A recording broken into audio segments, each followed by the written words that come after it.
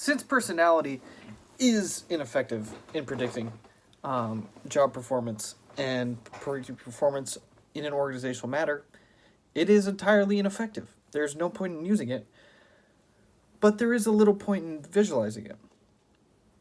Personality is so diverse and there's so many elements to it, and that's why we have a hard time predicting people's personalities, but we could take their finest qualities and hope that it shows in the workplace.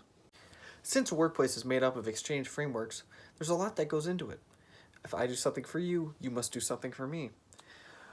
And that's not necessarily measured by personality. The largest reason our personalities aren't affected in organizational behavior is because these are conditional relationships. These only work because it's an exchange of things. I exchange my work for money, and vice versa. These conditional relationships bring up different parts of our lives that we wouldn't understand normally. Many people will act different in the workplace than they would outside, and a personality test cannot determine how a person would perform. I've seen many examples of this myself. I've seen people who were very happy and very excited to start working, but didn't have the necessary needs to do it. When they got in there, they weren't as motivated, and they didn't seem to want to do it as much as when they previously thought. However, there are other situations. Using one of the big 5 personality traits as an example, extrovertedness and introversiveness are a fine example of this. You have many people who are introverted who go on to do very public jobs where they talk to a lot of people.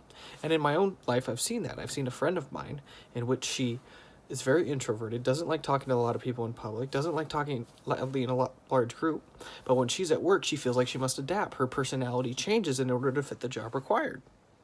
And to wrap those two concepts together, people change in order to do the job, in order to meet the needs of those conditional relationships. And when the needs are met, the person can then be rewarded based off how they perform in that action.